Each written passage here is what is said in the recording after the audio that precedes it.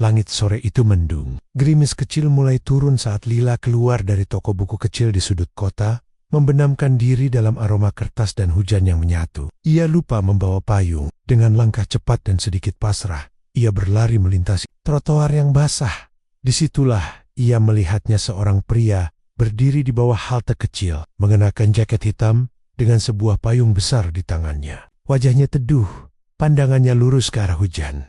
Seakan sedang menunggu seseorang atau mungkin hanya menikmati sepi. "Ayo, kamu mau kemana? Bisa nebeng di bawah payungku," katanya sambil tersenyum ramah, seolah mereka sudah saling kenal. Sebelumnya, Lila ragu sesaat, tapi ada sesuatu pada tatapannya yang membuatnya merasa aman. "Terima kasih. Aku mau ke halte depan, mau naik bus," jawab Lila sambil menyesap udara dingin. Mereka berjalan berdampingan, tak banyak bicara.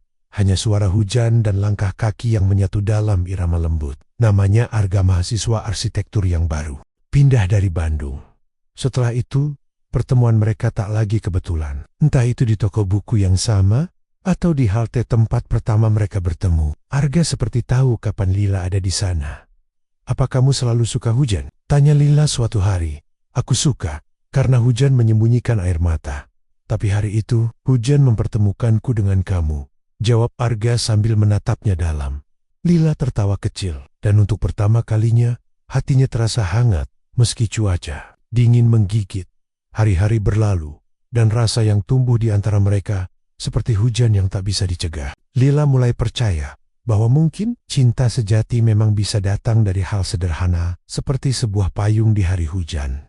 Hingga pada suatu sore yang sama, di tempat yang sama, Arga menggenggam tangan Lila dan berkata, "Aku nggak mau ini cuma kenangan, mau nggak jadi pacarku?" Dan Lila, yang hatinya sudah lama luluh, menjawab dengan anggukan dan senyuman yang membungkus seluruh langit yang mendung. Dan Lila, yang hatinya sudah lama luluh, menjawab dengan anggukan dan senyuman yang membungkus seluruh langit yang mendung. Sejak hari itu, mereka resmi menjadi sepasang kekasih. Segalanya terasa seperti mimpi. Lila dan Arga seperti potongan puzzle yang saling melengkapi. Mereka menghabiskan waktu bersama, belajar di perpustakaan, menggambar impian rumah masa depan, dan tentu saja berjalan di bawah hujan hanya berdua. Arga sering bilang, "Kalau suatu hari kamu sedih, ingatlah bahwa cinta kita pernah senyata ini." Lila percaya sepenuh hati. Ia mengenalkan Arga pada sahabat-sahabatnya, bahkan mulai menyusun rencana masa depan. Meski belum mengenal Arga pada keluarganya, Lila yakin semua akan baik-baik saja. Ia percaya, selama mereka saling menggenggam, hujan apapun bisa dilewati. Tapi, hari-hari bahagia itu mulai berubah. Lila mulai merasakan jarak yang tak terlihat dari Arga. Ia masih ada, tapi tidak sepenuhnya hadir. Pesan dibalas lama, ajakan bertemu sering ditolak. Dan saat Lila memberanikan diri untuk bertanya, Arga hanya menunduk. "Orang tuaku nggak setuju aku pacaran sekarang, apalagi sama cewek yang bukan pilihan mereka," kata Arga pelan. "Mereka ingin aku fokus dulu, bukan mikirin perasaan." Lila terdiam. Hatinya remuk perlahan, bukan karena Arga jujur, tapi karena dia tidak bertanya, tidak mencoba membela hubungan mereka. "Kamu nggak coba jelasin ke mereka?" tanya Lila. Suaranya gemetar. "Aku nggak mau cari masalah. Aku anak tunggal. Lil, kalau aku lawan mereka, aku takut kehilangan segalanya." Dan disitulah Lila sadar. Mungkin dia tak cukup berarti untuk diperjuangkan. Setiap hujan turun, Lila hanya bisa menatap kosong dari balik jendela, mengenang hari-hari saat Arga selalu datang membawa payung. Kini, bahkan bayangannya pun terasa jauh. Lila mencoba tetap bertahan. Ia menulis surat panjang, mencoba menjelaskan bahwa cinta mereka bukan kesalahan. Ia menunggu di halte itu, berharap Arga akan muncul, membawa payung seperti dulu.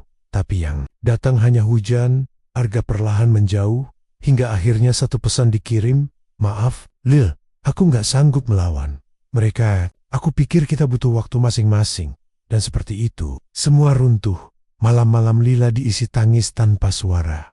Ia mencoba fokus pada kuliah, pada hidup yang terus berjalan. Tapi setiap sudut kota ini menyimpan jejak Arga di taman, di toko buku, di halte kecil tempat semuanya bermula. Lila mengirim pesan terakhir, kalau suatu hari kamu rindu. Aku masih di tempat kita pertama bertemu, tapi kalau kamu nggak datang, aku akan belajar melepaskan. Hari itu, hujan turun deras. Lila berdiri di halte, menggenggam sebuah payung biru yang dulu mereka beli bersama. Ia menunggu 1 jam, 2 jam, tapi Arga tak pernah datang. Lila tahu ia harus memilih. Terus menunggu seseorang yang tidak lagi memperjuangkan atau berjalan sendiri dalam hujan yang sama. Sahabat-sahabatnya menguatkan, mengatakan bahwa cinta tak seharusnya menyakitkan seperti ini. Tapi hanya Lila yang tahu betapa dalam ia pernah mencintai. Dengan berat hati, ia memutuskan untuk berhenti. Ia menghapus pesen-pesen lama, menyimpan kenangan dalam kotak kecil, dan menyimpan payung itu di lemari tidak untuk dibuang, tapi untuk dikenang. Malam itu, ia menulis di jurnalnya, mungkin bukan salah hujan, mungkin hanya salah waktu dan keberanian yang tak pernah cukup. Dan sejak hari itu, yang tersisa hanyalah kenangan indah saat mereka pertama bertemu. Lila masih mencintai hujan, tapi kini bukan karena Arga, melainkan karena hujan pernah mempertemukannya dengan seseorang yang pernah membuatnya merasa sangat dicintai. Ia berjalan di kota yang sama, kini tanpa berharap. Di halte itu, ia tersenyum kecil, lalu melangkah pergi, tanpa menoleh. Bukan karena lupa, tapi karena ia sudah memaafkan. Di kejauhan, langit mendung seperti dulu, dan hujan mulai turun perlahan, dan di dalam hatinya, suara Arga masih terngiang. Suatu hari kamu sedih, ingatlah bahwa cinta kita pernah senyata ini. Lila menatap langit dan berbisik pelan, terima kasih untuk kenangan di bawah hujan.